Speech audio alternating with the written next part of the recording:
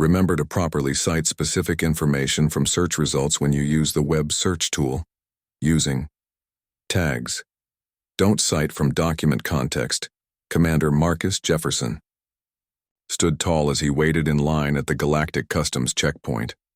The long journey home from his deep space mission had left him tired, but the thought of finally returning to Earth kept his spirits high. After 6 months away, the familiar blue planet visible through the station's massive windows was a welcome sight. The line moved slowly as travelers from a dozen different worlds presented their credentials. Jefferson adjusted his worn military duffel bag on his shoulder. Inside were his personal items, mission reports, and a small sealed container holding his medals, awards he rarely spoke about and never displayed. "Next," called a voice. Jefferson stepped forward to the checkpoint booth. The officer, a blue-skinned alien named Officer Jun, looked up from his screen with 4 blinking eyes. "Purpose of travel?" Officer Jun asked, his universal translator giving his voice a slightly metallic quality. "Returning home after military deployment," Jefferson replied, sliding over his identification chip. Officer Jun scanned the chip and nodded. "Please place your luggage on the scanner." Jefferson set his duffel on the conveyor belt. The machine hummed as it passed through the molecular scanner. Suddenly, a sharp alarm sounded and the conveyor stopped. Officer Jun frowned at his screen. "Sir, please step aside. We've detected unusual energy signatures in your luggage." Jefferson sighed but complied without argument. This wasn't his first experience with overly cautious customs officials. A second officer approached, this one tall and thin with pale green skin. His name badge read, Officer Day. "Follow me."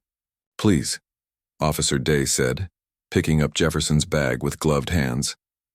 They led Jefferson to a small room away from the main terminal.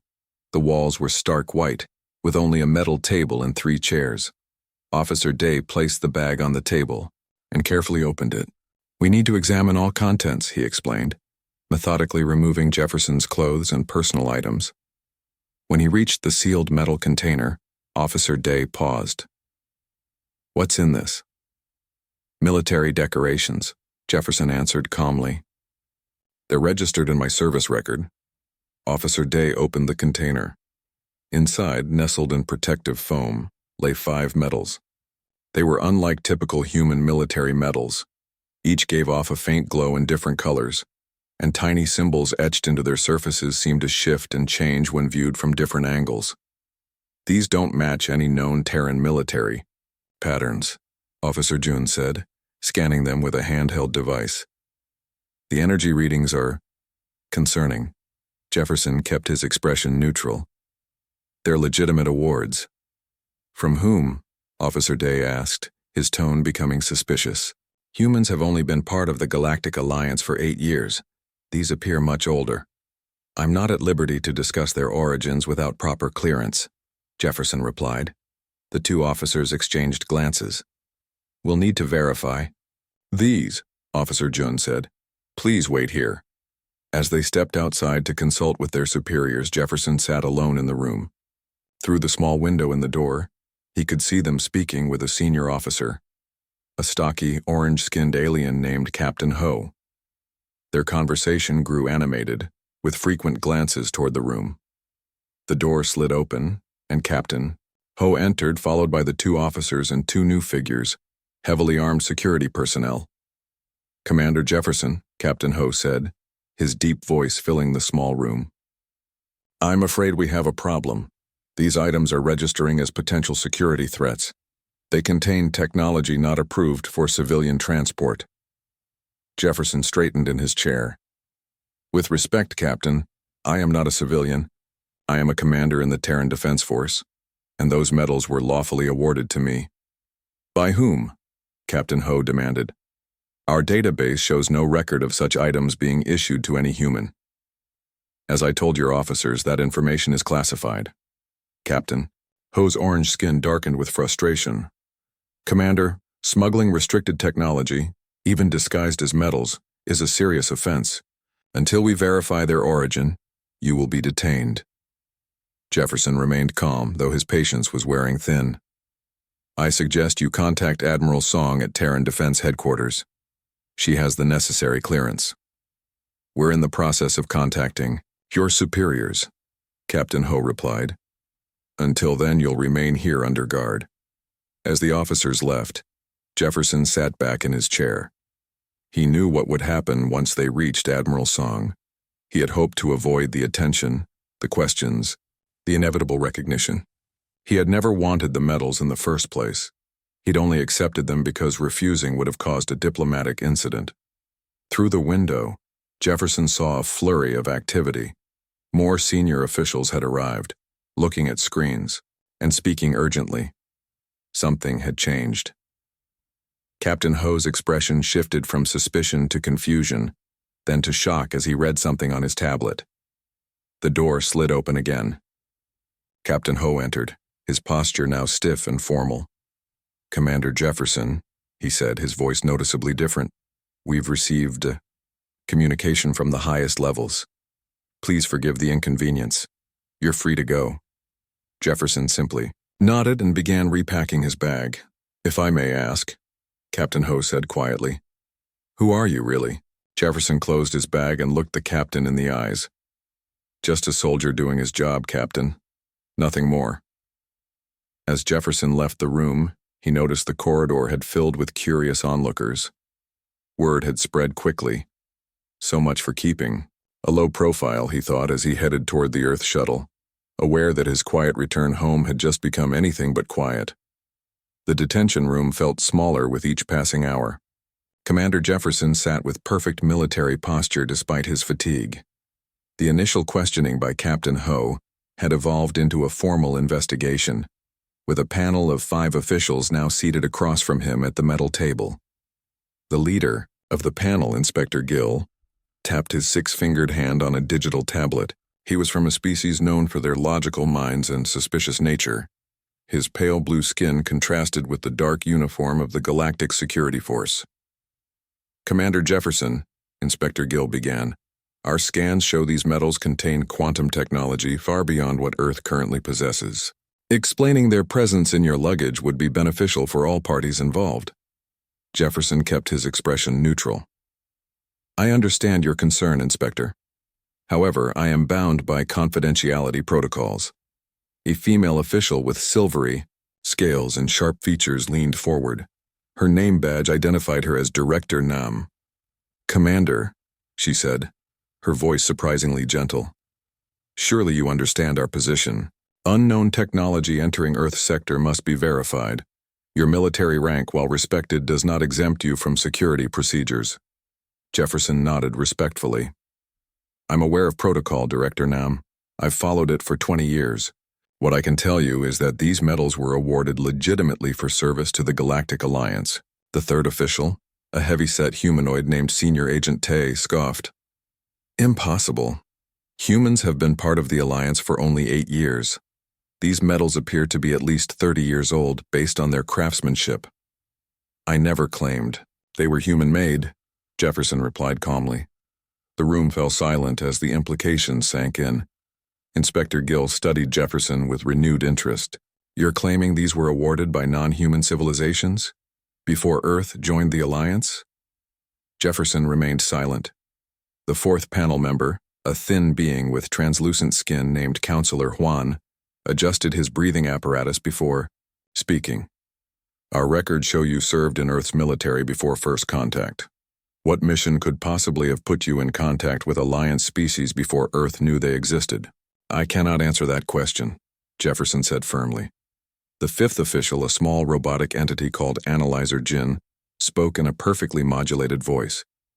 "Probability of human deception, 87.3%. Recommend immediate neural scan to verify claims." Jefferson's eyes hardened. "With respect, no. I do not consent to neural scanning. It violates both Terran and Alliance rights protocols." Director Nam sighed. "Then you leave us few options, Commander." Meanwhile, 3 decks above, Admiral Song stormed through the station corridors flanked by 2 Terran officers. Her normally calm demeanor had been replaced by cold fury after learning of Jefferson's detention. She reached the security center and slammed her credentials onto the scanner. "I demand immediate access to Commander Jefferson," she stated to the startled desk officer. Back in the detention room, the questioning continued. "These energy signatures," Inspector Gill said, pushing a holographic display toward Jefferson, "match no known civilian pattern. They most closely resemble quantum encryption used in high-level military applications." "That would be an accurate assessment," Jefferson acknowledged. Senior Agent Tay leaned forward, his massive fists on the table. "So you admit these are military devices?" "They are metals containing encrypted data, nothing more." "Data of what nature?"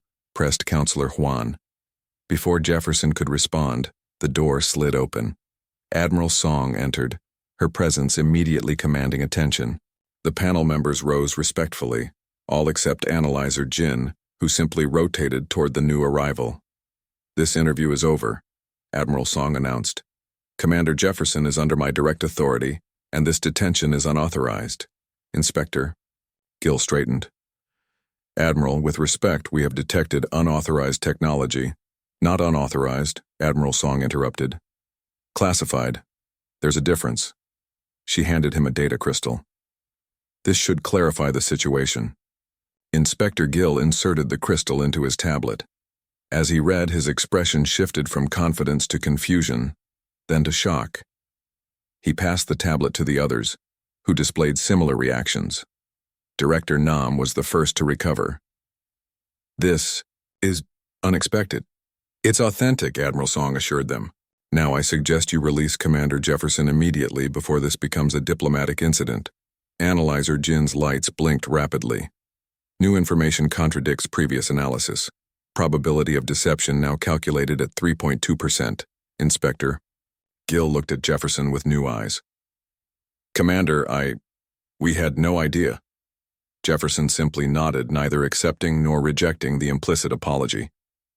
"The commander's medals will be returned immediately," Admiral Song ordered, "and this incident will be struck from all records." As they prepared to leave, Director Nam approached Jefferson. "Commander, if what this file says is true, how did you—" She seemed unable to complete the question. Jefferson offered a small, tired smile. "Sometimes, Director, the right person just happens to be in the wrong place at the exact moment they're needed most." The room fell silent again, but this time with a different quality, a mixture of respect and wonder. "Come, Marcus," Admiral Song said more gently. "There are some people waiting to see you." As they left the detention area, Jefferson noticed the corridor was lined with high-ranking officials from various species, all watching him with newfound recognition. His hope for a quiet return had definitely been shattered. The main conference room of the space station had been quickly converted for an unexpected gathering. Commander Jefferson stood near Admiral Song, uncomfortable with the growing attention. The room filled with officials from across the Galactic Alliance, some arriving through regular channels, others appearing via emergency transport, bypassing normal docking procedures. "I didn't want this," Jefferson whispered to Admiral Song. She gave him a sympathetic look. "I know, Marcus, but some secrets can't stay hidden forever." The doors slid open again. Everyone in the room straightened as three figures entered. Even Jefferson, despite his fatigue, found himself standing taller. The central figure was unmistakable, Supreme Commander Wu of the Arcturian Empire. Standing nearly 7 feet tall with golden skin and eyes that glowed with internal light, he was one of the most respected military leaders in the Alliance. Behind him came Ambassador Rim, the chief diplomat of the Proxima Coalition, and General Han of the Galactic Security Council. Captain Ho and Inspector Gill, who had questioned Jefferson earlier, looked stunned by the sudden appearance of such high-ranking officials. They scrambled to provide proper greetings. To everyone's shock, Supreme Commander Wu walked directly to Jefferson and performed the Arcturian military salute, a gesture rarely offered to anyone outside their species, let alone to a human. "Commander Jefferson," Wu said, his deep voice filling the room, "it has been too long." Jefferson returned the salute precisely. Supreme Commander, I didn't expect to see you here. When I heard of this incident, Wu replied, glancing at the now uncomfortable customs officials, I felt my presence was required. Ambassador Rim stepped forward. The small, blue-skinned diplomat bowed deeply to Jefferson. The honored one returns. We are blessed by your presence. Captain Ho looked between Jefferson and these legendary figures, confusion evident on his face. I don't understand, he admitted. Who exactly is this human? Supreme Commander Wu turned to address the room. This human, as you call him, is the reason many of us are alive today. The room fell silent. General Han activated a holographic display in the center of the room. 3 years ago, a peace conference was held on Proxima Station to end the border conflict between the Arcturian Empire and the Vega Confederacy. It was one of the first major diplomatic events to include Earth representatives after they joined the alliance. The hologram showed images of a beautiful space station orbiting a blue-green planet. What the public doesn't know, continued Han, is that extremists from both sides plan to sabotage the peace talks. They planted quantum bombs throughout the station and took over 3,000 civilians hostage. Ambassador Rim nodded solemnly. I was leading the Proxima delegation. We were trapped with no way to call for help. Supreme Commander Wu stepped into the center of the room. Commander Jefferson was there as part of Earth's security detail. When the attack began, all communication was cut off. The station's defenses were compromised. It should have been a massacre. The hologram shifted to security footage showing chaos in the station corridors. Fires burned as civilians of various species ran in panic. The image zoomed in on a figure moving calmly against the tide. Jefferson, younger but unmistakable. Instead of seeking shelter, Wu continued, Jefferson organized the few security personnel still alive, using only Earth military tactics, which the extremists had never encountered. He created a defensive perimeter around the most vulnerable civilians. The footage showed Jefferson directing others, setting up makeshift barriers, treating wounded aliens with emergency medical techniques. Ambassador, Rim's voice trembled slightly. He saved my child. When the nursery section was breached, he went in alone. 37 children of 12 different species were trapped. He brought everyone out alive. General Han advanced the footage. But that was just the beginning. Over the next 26 hours, Jefferson developed and executed a plan that not only rescued all hostages, but also prevented the bombs from detonating. The hologram showed Jefferson disabling a complex device, his hands steady despite bleeding from multiple wounds. The medals you questioned, Wu said, turning to Captain Ho, were awarded by 5 different Alliance species.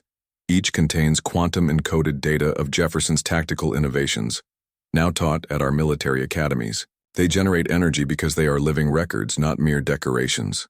Inspector Gill looked stunned. But why wasn't this public knowledge? Why keep such heroism classified? Jefferson finally spoke. Because I requested it. I didn't want recognition. I was just doing my job. Ambassador Rim approached Jefferson and gently touched his shoulder. Your modesty honors you further, Commander. But the time for shadows has passed. He turned to the room. The medal from my people, the Proxima Star, has been awarded only 7 times in 500 years. 3 recipients were our greatest leaders. 1 was our most celebrated poet. And 1, just 1, is human. Captain Ho stared at Jefferson with new understanding. The energy signatures. They weren't weapons. They were history, completed Supreme Commander Wu. Living history. The room had grown crowded as more officials arrived, drawn by news of Jefferson's presence. Many approached him, some offering formal salutes, others simply wanting to touch his hand or express their gratitude. Jefferson accepted their respect with quiet dignity, but those who knew him well could see his discomfort with the attention. To him, he had simply done what was necessary when faced with innocent lives in danger. That others saw it as extraordinary said more about the galaxy than it did about him. Admiral Song watched with a small smile. Her protege had never sought glory, which made him all the more deserving of it. The space station's largest meeting hall had been hastily prepared to accommodate the growing crowd. What had begun as a simple customs incident had transformed into something unprecedented. Representatives from 17 different worlds had arrived within hours, all because of one human soldier. Commander Jefferson sat uncomfortably at the center of a long table facing the assembled crowd. Behind him sat Admiral Song and representatives from Earth's government, looking equally surprised by the turnout. The metals that had caused all the trouble sat in their protective case on the table, their soft glow visible even under the bright lights. Supreme Commander Wu stood at the podium, his golden skin reflecting the lights as he addressed the gathering. "Many of you have traveled far on short notice, and you deserve to know why," he began. "The simple truth is that a debt long unpaid must finally be acknowledged." He gestured toward Jefferson. "This human before you has been known to many of us for years, though he has avoided public recognition until now." Jefferson shifted uncomfortably in his seat. He had never wanted this attention. A small, elderly alien with pale green skin and large, wise eyes approached the podium. Her movements were slow but dignified. "I am Elder Moon of the Rigel Council," she announced. 3 years ago, I led a delegation of children to the Proxima Peace Conference, a cultural exchange meant to celebrate the coming treaty." Her voice grew softer. "When the attack began, our children were in the recreation area, far from any security personnel. The air filters were sabotaged. Toxic gas filled the chamber." Elder Moon looked directly at Jefferson. This man broke through a sealed door using only his body and primitive human tools. He suffered third-degree burns across 40% of his body from the superheated door mechanisms. Yet he entered that chamber not once but 17 times, carrying out each child. Murmurs spread through the crowd. Elder Mun raised a 4-fingered hand. "My granddaughter was the last one he saved. By then the gas had severely damaged his lungs. The medical records show he should have collapsed, yet he continued until all were safe." She approached Jefferson and placed a small crystal pendant in front of him. "This is the memory stone of my family, passed down for 12 generations. It now bears the story of your courage, Commander." Before Jefferson could respond, another figure approached, a tall, blue-skinned warrior with ceremonial scars across his face. He wore the uniform of the Vega Confederacy military. "I am General Bach," he stated, his deep voice resonating through the hall. "During the Proxima attack, I was a captain assigned to eliminate the extremist threat. My team was pinned down, cut off from our equipment and reinforcements." General Bach stood at rigid attention as he spoke. "Commander Jefferson found us, using only hand signals and basic drawings, as we shared no common language yet. He conveyed a plan to reach the station's central control room." The general's voice took on a note of respect. "What we did not know was that Jefferson had been shot twice during earlier fighting. He had used emergency sealant to close the wounds and continued his mission without medical attention." From the audience, Captain Ho, who had detained Jefferson earlier, looked shocked. "How is that possible?" he asked. "Human physiology couldn't withstand such trauma without treatment." Admiral Song spoke up. "Commander Jefferson has a rare genetic condition that gives him extraordinary pain tolerance and tissue regeneration. It's one reason he was selected for the Proxima security detail." General Bach continued. "Together, we fought our way to the control center.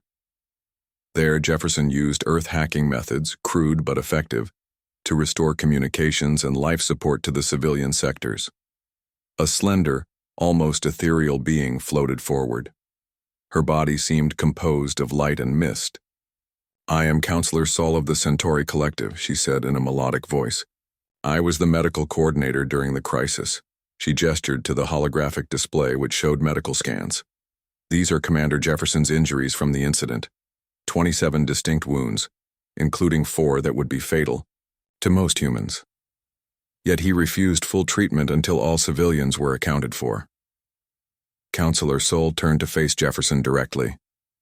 "What the records don't show is that you donated blood for transfusions to compatible species, even while injured. Your rare blood type saved 14 lives that day." The testimonies continued for hours. A ship captain described how Jefferson had helped evacuate the damaged lower decks. A security officer recounted how Jefferson had disarmed 7 quantum bombs using only basic tools and intuition.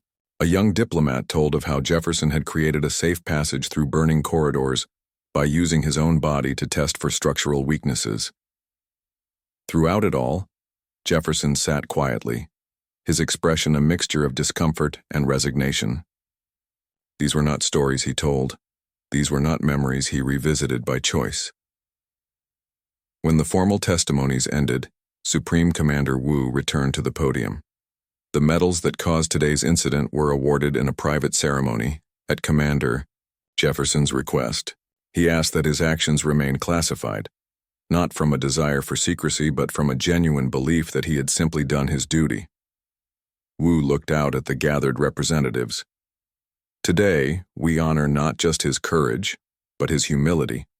In Commander Jefferson we have seen the best of humanity, and perhaps in doing so we have learned something about ourselves as well.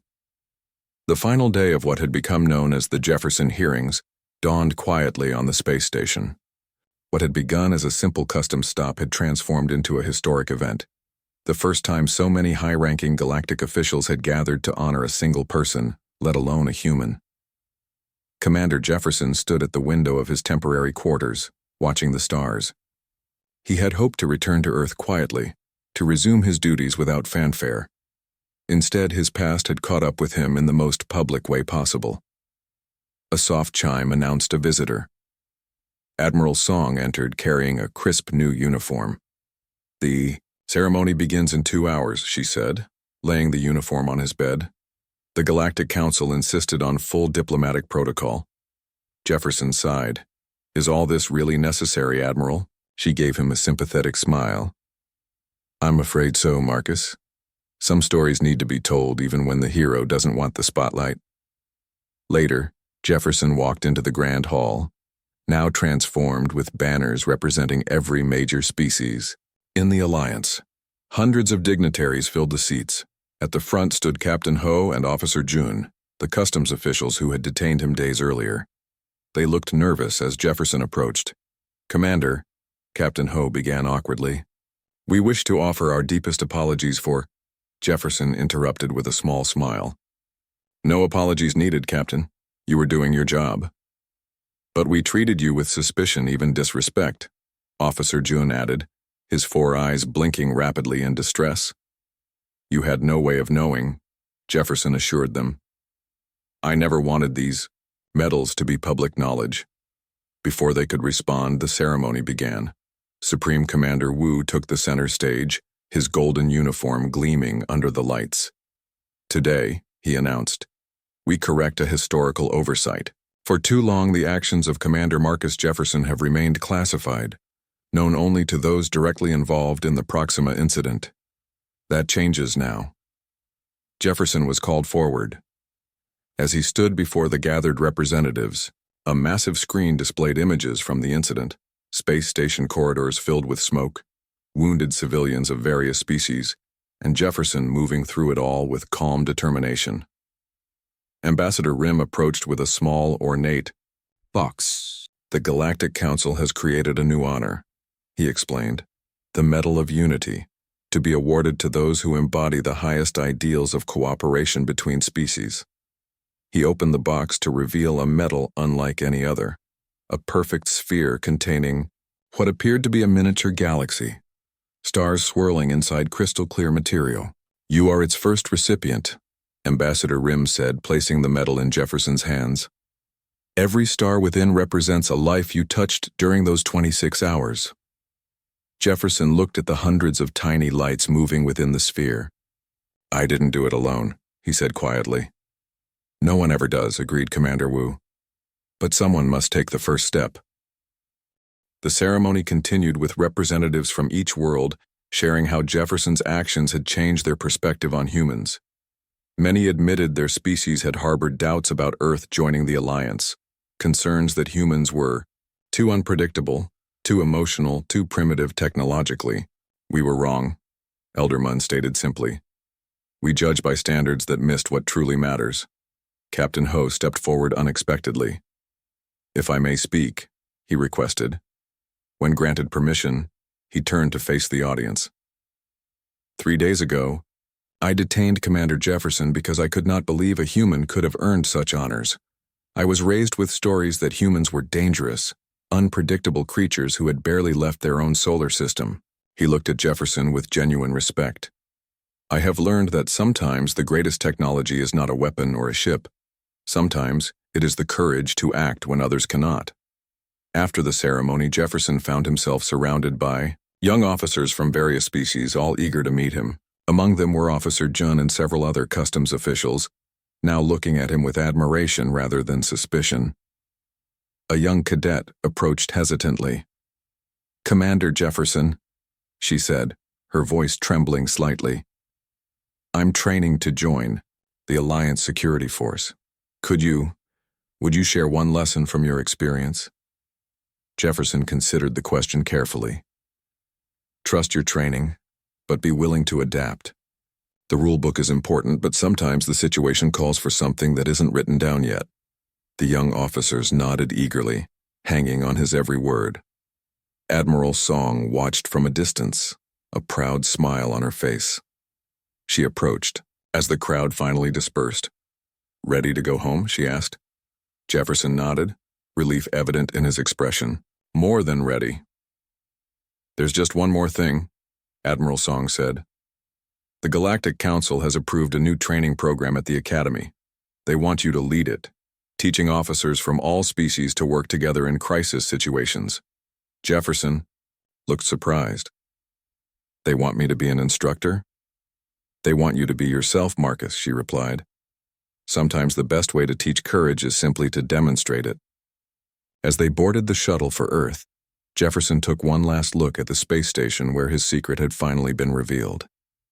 The past could not be changed, but perhaps the future could be shaped by the stories we choose to tell. The medals in his bag no longer felt like a burden to hide, but rather a reminder that sometimes one person's actions could ripple across the stars, bringing worlds closer together in unexpected ways. Jefferson finally spoke, his voice quiet but clear. "I appreciate your kind words, but I was not alone that day. Many others showed equal courage. I simply did what anyone would do when lives were at stake."